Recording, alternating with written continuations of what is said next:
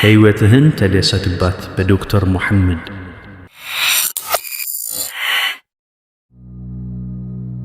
ይህ የቀልብ ዶክተር ድምፅ ነው። አልሐምዱሊላህ። ታካሚዎቻችን የሚድኑ በእኛ ኃይል እንዳይመስሎት፣ በአላህ ኃይል ብቻና ብቻ ነው። ከቀልብ ዶክተር ዓላማ ውስጥ የአላህን ተአምር ማንገስ ዋነኛው ነው። በየጊዜው በቀልብ ዶክተር ታክመው መዳናቸውን ማመን እስከሚያቀታቸው ሲቃይ የተናነቃቸው ሲገልጹ የአላህ ተአምር ምን ያህል የገዘፈና ግልጽ እንደሆነ ያሳየናል። ከህመም ወደ ጤነኝነት፣ ከጭንቀት ወደ ደስታ፣ ከጨለማ ወደ ብርሃን፣ ካላሰቡበት ወደ ስኬት የደረሱት በአላህ ተአምር ቢሆን እንጂ። ልብ ለአላህ እጅ የሰጠና የተናነሰ ሲሆን ግልጽ ይሆናል። አላህም እንዲህ ይለናል፣ አላህን ትገነዘቡና በእርሱ ታምኑ ዘንድ በችሎታው ላይ ያስረጅ የሆኑ ግልጽ ተአምራቶችን ያሳያቸዋል። አልበቀራ። ኑ ባላህ ቃል ያላህን ተአምር እናግስ። ሕክምና ማግኘት ሲፈልጉ ይሄንን ሊንክ ይጫኑ።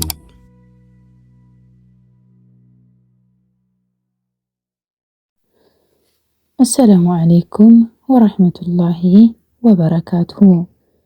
ውድና የተከበራችሁ የቀልብ ዶክተር ቤተሰቦቻችን እንደምን ከረማችሁ? በያላችሁበት የአላህ እዝነት፣ ረህመት፣ ጥበቃው አይለያችሁ ያልኩኝ የዘወትር ማክሰኞ የምናቀርብላችሁ ከዶክተር ሙሐመድ ቢን አብዱራህማን መጣጥፍ ላይ የተወሰደ ምርጥ ትምህርት ነው። ሕይወትህን ተደሰትባት ክፍል 24። ለሰዎች አስብ። ሰዎች ዋጋ እንዲሰጣቸው ይፈልጋሉ። ለዚህ ነው ግለሰቦች የሌሎችን ትኩረት ለማግኘት ሲሉ የሆነ አይነት ባህሪ ሲያሳዩ የሚስተዋለው። ትኩረት እንዲሰጧቸው ወይም እንዲገረሙባቸው በማሰብ የጀግኖቻቸውን ተረቶች ወይም ታሪኮች ሊፈጥሩ ይችላሉ። አንድ ደክሞት ከስራ ወደ ቤቱ የሚገባን ሰው እንመልከት። ወደ ሳሎን ሲገባ አራቱም ልጆቹ ብቻውን ተቀምጠዋል። የመጀመሪያ ልጁ 11 ዓመት ሲሆን ቴሌቪዥን ያያል። ሁለተኛው ልጅ እራቱን እየበላ ነው። ሶስተኛው በአሻንጉሊቶቹ ይጫወታል። አራተኛው የቤት ስራውን ይሰራል። አባት ድምፁን ከፍ አድርጎ አሰላሙ አለይኩም አላቸው። አንደኛው ልጅ በቴሌቪዥን በሚያየው ነገር ተመስጧል። ሁለተኛው ልጅ ጸጥ ብሎ እራቱን ይበላል። ሶስተኛው ከአሻንጉሊቶቹ መለያየት አልቻለም። አራተኛው ልጅ አባቱን ሲያይ መጽሐፎቹን ወርውሮ በደስታ ወደ አባቱ ሮጠ። እጁን ሳሙና ወደ መጽሐፍቱ ተመለሰ።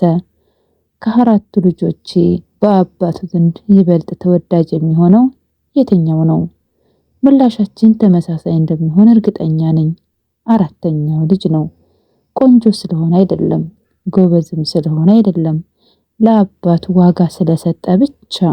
አንድ ሰው ለሌሎች በተጨነቀ ቁጥር እነሱም ለሱ ያላቸው ፍቅርና ክብር ይጨምራል። ከፍጥረታት ሁሉ የበላይ የሆኑት ነብዩ ሰለላሁ ዐለይሂ ወሰለም በሰዎች ላይ እነዚህን ነጥቦች ከግንዛቤ ውስጥ ያስገቡ ነበር። ሰዎች ጭንቀታቸው የነብዩ ጭንቀት፣ ችግራቸው የነብዩ ችግር ነው ብለው እንዲያስቡ ያደርጉ ነበር። አንድ ቀን ኹጥባ ለማድረግ ወደ ሚንበራቸው እየወጡ ሳለ አንድ ሰው ወደ መስጊድ ገባ። የአላህ መልእክተኛ አለና ስለ ሃይማኖቱ ይጠይቃቸው ጀመር። ብዙ ዕውቀት አልነበረውም። ነብዩ ሲመለከቱት ኹጥባው እስኪያልቅ ድረስ ሊታገስ የማይችል ገጠሬ ነው። በድጋሚም መስጊድ ላይመጣ ይችላል። ጉዳዩ ለሰውየው በጣም አንገብጋቢ ነው። ለዚህም ነው ኹጥባውን አቋርጦ ጥያቄ ጠየቃቸው። ነብዩ የሚያስቡት ከራሳቸው አንጻር ሳይሆን ከሰዎች አንጻር ነው። ከተከበረው ሚንበራቸው በመውረድ ወንበር እንዲያመጣላቸው አዘዙና ከሰውየው ፊት ለፊት ተቀመጡ። ከዚያም እስኪገባው ድረስ ለጥያቄው መልስ ሰጡት። ኹጥባቸውን ለመጨረስ ወደ ሚንበራቸው ተመለሱ። ምንኛ ታላቅ ሰው ነበሩ! ምንኛ መሰልቸት የማያውቁ ሰው ነበሩ! ባልደረቦቻቸውንም በዚህ ስላሰለጠኗቸው ለሰዎች ይጨነቁ ነበር። ለሰዎች ጥሩ አቀባበል ነበራቸው። ደስታና ሐዘናቸውን አብሮ ይካፈሉ ነበር። ጦልሃ ለከዓብ ረዲየላሁ ዐንሁ እንዴት እንደሆነለት እንይ።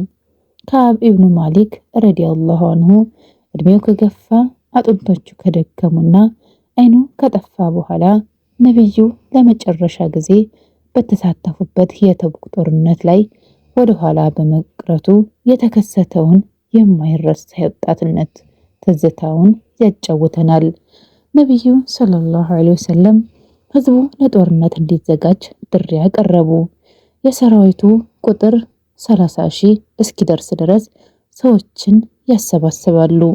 ይህ የሆነው ፍራፍሬዎች በበሰሉበት፣ ጥላ በሚናፈቅበትና የበረሃው ሙቀት በበረታበት ወቅት ነበር። ጉዞው ረጅም፣ ጠላትም ኃያልና አደገኛ ነበር።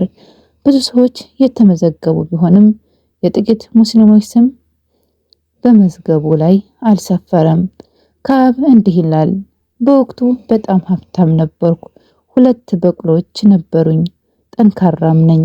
ነገ ገበያ ሄጄ ለጦርነቱ የሚሆን ነገር እገዛና ወደ ጦሩ እቀላቀላለሁ አልኩ። በሚቀጥለው ቀን ወደ ገበያ ሄድኩ። የሆነ ጉዳይ አጋጠመኝና ሳልገዛ ተመለስኩ። ኢንሻአላህ ነገ ገዝቼ እሄዳለሁ አልኩ። አሁንም ቀረው።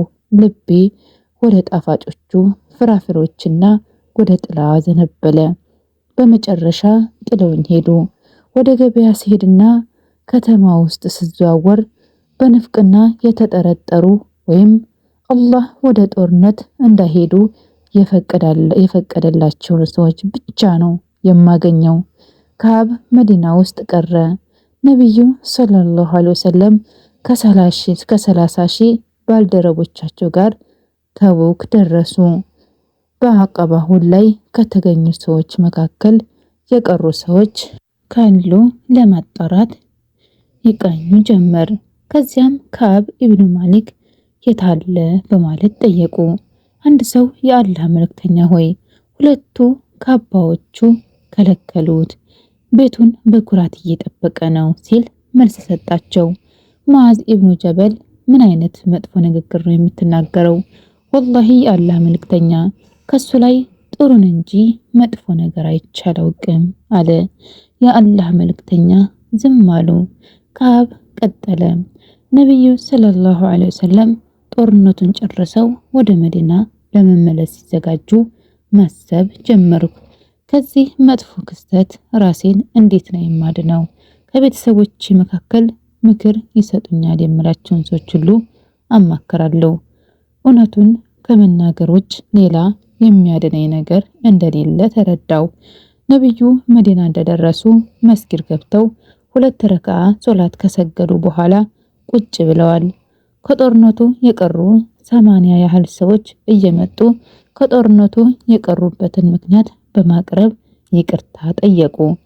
ነብዩም የውስጣቸውን ምስጢር ለአላህ በመተው ይቅርታቸውን ተቀብለዋቸዋል። ከዓብ ኢብኑ ማሊክ መጣ፣ ሰላምታ ቀረበ። ነብዩ ሲያዩት ሳቁ፣ የቁጣ ሳቅ። ከዓብ ከፊት ለፊታቸው ተቀመጠ። ነብዩም ለምን ቀረ? የምትጋልበው ነገር አልገዛህም አሉት። በእርግጥም የምጋልበው እንስሳ ገዝቻለሁ አለ። ታዲያ ለምን ቀረ አሉት። የአላህ መልእክተኛ ሆይ፣ ሰዎችን የማሳመን ኃይል አለኝ። ለሌላ ሰው ቢሆን ኖሮ ምክንያት አቅርቤ ራሴን ከቅጣት እጠብቅ ነበር። ሆኖም እርሰውን ለማስደሰት ብዬ በዋሽ አላህ በሌላ ነገር እንዲቆጣብኝ ሊያደርግ ይችላል። እውነቱን ከተናገርኩ እርሰው ይናደዱብኛል። ሆኖም እውነቱን በመናገሬ አላህ ይቅርታ ያደርግልኛል። የአላህ መልእክተኛ ሆይ፣ አቅሙም ጉልበቱም እያለኝ ነው ወደ ኋላ የቀረሁት አለ። ነብዩም እውነቱን ተናገረ አሉና ሂድ፣ አላህ ባንተ ላይ ውሳኔ እስኪያስተላልፍ ድረስ ጠብቅ አሉት። ከዓብ እግሮቹን እየጎተተ ከመስጊድ ወጣ።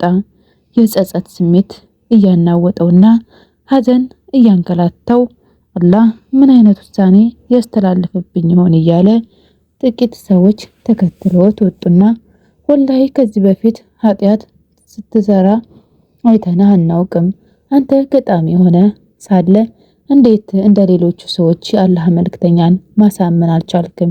የሆነ ምክንያት ብታቀርብ ኖሮ ደስ ብሏቸው ምህረት ይጠይቁልህ ነበር፣ አላህም ይምርህ ነበር ይሉታል። ከዓብ እንዲህ ይላል፣ ሰዎቹ በጣም ሲጎተጉቱኝ ተመልሼ ወደ ነብዩ ሰለላሁ ሄጄ ውሸቴን ነው ልላቸው አሰብኩ። ሆኖም እንደኔ አይነት መልስ የሰጠ ሰው አለ ስል ጠየኳቸው።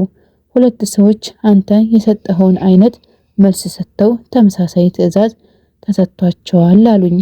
እነማን ናቸው ስል ጠየቁ። ሙራራ ኢብኑ ረቢዓና ሂላል ቢን ኡመያ ናቸው አሉኝ። እነዚህ ሰዎች በበድር ጦርነት ላይ የተሳተፉ እኔም እንደ አርአያ የምቆጥራቸው ደጋግ ሰዎች ናቸው። ወላሂ ወደ ነብዩ ተመልሼ ቃሌን ማጠፍና ራሴን ማዋረድ አልፈልግም አልኩ። ከዚያም ውስጤ በሐዘን እንደተሰበረ ወደ ቤቱ ሄደ። ብዙም ሳይቆይ ነብዩ ሰለላሁ ዐለይሂ ወሰለም ከዓብና ጓደኞቹን ማንም ሰው እንዲያናገራቸው ትዕዛዝ አስተላለፉ። ህይወቴን ተደሰትባት ክፍል 24 ይህን ይመስል ነበር። በክፍል 25 እስከምንገናኝ ድረስ ሰላም አለይኩም ወራህመቱላሂ ወበረካቱሁ።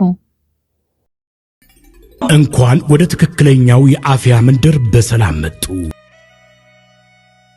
የቀልብ ዶክተር በሲህር በጅን በአይንናስ እንዲሁም የስነ ልቦና ጫና የደረሰባቸው የሰው ዘር ፍጥረታት በሙሉ ታክሞ የሚድኑበት ነው። ህክምናው በቁርአን፣ ህክምናው በአስካሮች፣ ህክምናው በዱዓዎች በሰደቃ የሚካሄድ ሲሆን ነብያዊ ሱናን በተመረኮዙ እጅግ ጥበብና ዕውቀትን ባካበቱ የሩቃ ዶክተሮች ይታከማሉ።